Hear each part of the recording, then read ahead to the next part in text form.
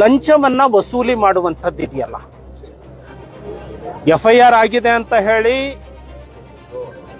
ಸುಳ್ಳು FIR ಆಗಿದೆ ಅಂತ ಗೊತ್ತಾದ ಮೇಲೂ, ಈತ ನಿರಪರಾಧಿ ಇದ್ದಾನೆ ಅಂತ ಗೊತ್ತಾದ ಮೇಲೂ ಲಂಚಕ್ಕಾಗಿ ಅವನಿಗೆ ನಿನ್ನನ್ನ ಅರೆಸ್ಟ್ ಮಾಡ್ತೀನಿ, ನಿನ್ನ ಮನೆಗೆ ಪೊಲೀಸನ್ನ ಕಳಿಸ್ತೀನಿ, ನೀನು ಬಂದು ಭೇಟಿಯಾಗು ಅಂತ ಹೇಳುವಂಥದ್ದು ಕಾನೂನು.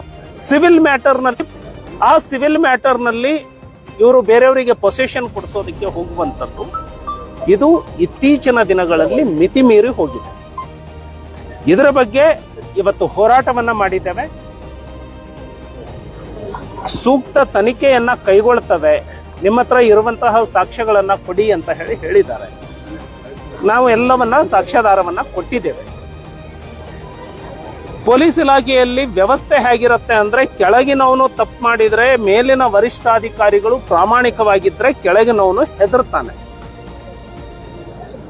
ಸೊ ಜನಸಾಮಾನ್ಯರು ಈಗ ನಿರ್ಧಾರ ಮಾಡ್ತಾರೆ. ಈತ ಭ್ರಷ್ಟ ಅನ್ನೋದು ಜನರ ಮನಸ್ಸಿಗೆ ಗೊತ್ತಿದೆ, ಜನರು ಅನುಭವಿಸ್ತಿದ್ದಾರೆ. ಇದು ವರಿಷ್ಠ ಅಧಿಕಾರಿಗಳ ಮನಸ್ಸಿಗೆ ಬರಲಿಲ್ಲ ಅಂದ್ರೆ, ಒಂದು ಪ್ರಾಮಾಣಿಕ ತನಿಖೆ ಆಗಿರ್ಲಿಕ್ಕಿಲ್ಲ, ಅಥವಾ ನಾವು ಹೇಳೋದು ಸುಳ್ಳಿರ್ಬೇಕು, ಇಲ್ಲ ಇವ್ರ ರಕ್ಷಣೆ ಇಡಬೇಕು ಅವ್ರಿಗೆ. ಇದನ್ನ ಈ ಜನಸಾಮಾನ್ಯರು ತೀರ್ಮಾನ ಮಾಡ್ತಾರೆ. ಪೊಲೀಸ್ ವ್ಯವಸ್ಥೆ ಬಗ್ಗೆ ವರಿಷ್ಠರ ಗಮನಕ್ಕೆ ತಂದಾಗ ಇವರು ಏನು ಕ್ರಮ ತಗೊಳ್ತಾರೆ ಅನ್ನೋದ್ರ ಮೇಲೆ ವರಿಷ್ಠಾಧಿಕಾರಿಗಳು ವಿಶ್ವಾಸ ಉಳಿಸ್ಕೊಳ್ತಾರೆ. ಇಲ್ಲ ಜನಸಾಮಾನ್ಯರಿಗೆ, ನಾನು ಸಾರ್ವಜನಿಕ ಜೀವನದಲ್ಲಿರೋನು, ಒಂದು ನಾನು ಸುಳ್ಳು ಹೇಳ್ತಿರ್ಬೇಕು, ಇಲ್ಲ ಅಂದ್ರೆ ವರಿಷ್ಠರು ಜನಸಾಮಾನ್ಯರ ದೃಷ್ಟಿಯಲ್ಲಿ ಅವರು ವಿಶ್ವಾಸ ಕಳ್ಕೊಳ್ಬೇಕು. ಎರಡರಲ್ಲಿ ಒಂದಾಗತ್ತೆ. ಹಾಗಾಗಿ ಪ್ರಾಮಾಣಿಕ ಅಧಿಕಾರಿಗಳು ಇರಬೇಕು.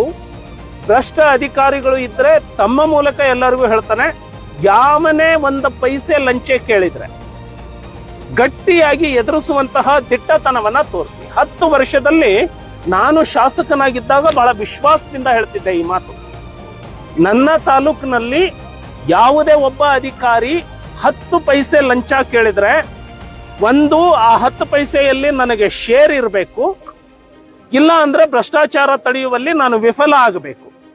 ಹಾಗಾಗಿ ಯಾವನೇ ಅಧಿಕಾರಿ ನನ್ನ ಕ್ಷೇತ್ರದಲ್ಲಿ 10 ಪೈಸೆ ಲಂಚ ಕೇಳಿದ್ರೆ ನನ್ನ ಹತ್ರ ಬನ್ನಿ, ನಾನು ಅದರ ಜವಾಬ್ದಾರಿ ತಗೊಳ್ತೀನಿ ಅಂತ ಹೇಳ್ತಿದ್ದೆ.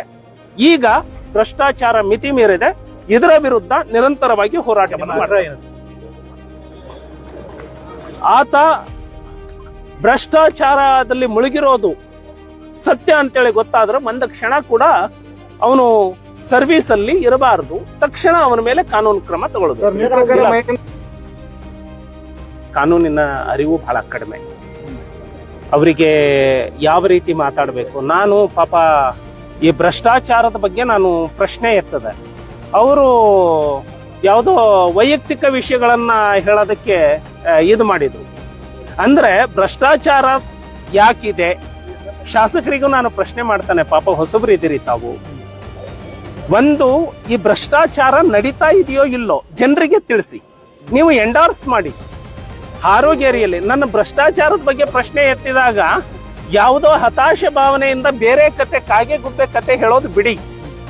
ಆರೋಗ್ಯರಿಯಲ್ಲಿ ಭ್ರಷ್ಟಾಚಾರ ಇದೆಯೋ ಇಲ್ವೋ, ಇದ್ದರೆ ನಿಮಗೆ ತಡಿಲಿಕ್ಕೆ ಯಾಕಾಗಿಲ್ಲ, ಅಥವಾ ಇಲ್ಲ ಅಂತ ಹೇಳಿದ್ರೆ ಈಗ ಹಣ ವಸೂಲಿ ಮಾಡಿದಾರಲ್ಲ ಅದಕ್ಕೆ ನಿಮಗೂ ಪಾಲು ಹೋಗಿದೆ ಅಂತ ಜನ ಯೋಚನೆ ಮಾಡ್ತಾರೆ.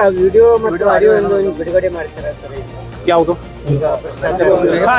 ಈಗಲೇ ಮೀಡಿಯಾ ಕಳಿಸ್ತೇನೆ.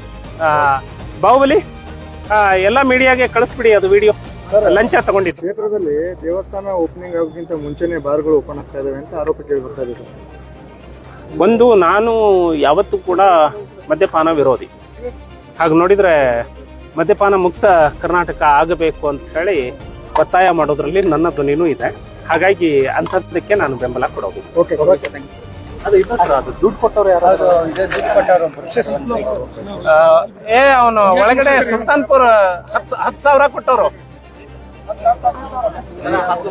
ಹಿರಯ್ಯ ಪೂಜಾರಿ, ಅವ್ರ ಹತ್ರನೇ ವಿಡಿಯೋ ಇದೆ, ತಗೊಳ್ಳಿ.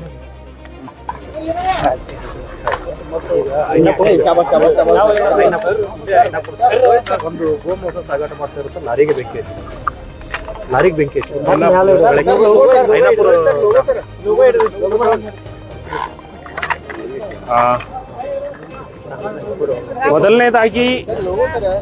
ಮೊದಲನೇದಾಗಿ ಯಾರು ಕೂಡ ಇಲ್ಲಿ ಎಲ್ಲರದ್ದು ಲೋಕ ಹೆಂಗತ್ತಾರ ಹೇಳ್ರಿ. ಯಾರು ಕೂಡ ಕಾನೂನನ್ನ ಕೈಗೆತ್ಕೊಳ್ಬಾರದು ಅಂತ ಹೇಳಿ ನಾನು ಕೂಡ ವಿನಂತಿಯನ್ನ ಮಾಡ್ತೇನೆ. ಯಾವಾಗ ಜನ ತಾಳ್ಮೆಯನ್ನ ಕಳ್ಕೊಳ್ತಾರೆ, ತಾಳ್ಮೆಯನ್ನ ಕಳ್ಕೊಳ್ತಾರೆ. ಹಾಗಾಗಿ ಭಾವನೆಗಳಿಗೆ ಧಕ್ಕೆ ಆಗ್ತಾ ಇದೆ ಅಂದಾಗ ಕಾನೂನು ಸುವ್ಯವಸ್ಥೆ, ಕಟ್ಟುನಿಟ್ಟಿನ ಕ್ರಮವನ್ನ ಕಾನೂನು ವ್ಯಾಪ್ತಿಯಲ್ಲಿ ಕೈಗೊಂಡಿದ್ರೆ ಇದು ಯಾಕಾಗ್ತದೆ? ಹಾಗಾಗಿ ನೀವು ಕಾನೂನು ಕ್ರಮವನ್ನು ನಿಷೇಧ ಮಾಡಿದೆ, ಗೋಹತ್ಯೆ ಮಾಡಬಾರ್ದು ಅಂತ ಇದೆ. ಆದ್ರೆ ಕುರ್ಚಿಯಲ್ಲಿ ರಾಜಾರೋಷ ಗೋಹತ್ಯೆ ಮಾಡ್ತಾ ಇಲ್ಲ. 10 ಟನ್ ಗಂಟ್ಲೆ ಲಾರಿಲಿ ತುಂಬಿಕೊಂಡು ಹೋಗ್ತಾ ಇದ್ದಾರೆ. ಇದು ಪೊಲೀಸರು ಯಾಕೆ ಕಣ್ಣು ಮುಚ್ಚಿ ಕೂಡ್ತಾರೆ? ಕಾನೂನನ್ನ ಸರಿಯಾಗಿ ಪಾಲಿಸಿದ್ರೆ ಅದ್ರ ಮೇಲೆ ಜನರಿಗೆ ವಿಶ್ವಾಸ ಬರುತ್ತೆ.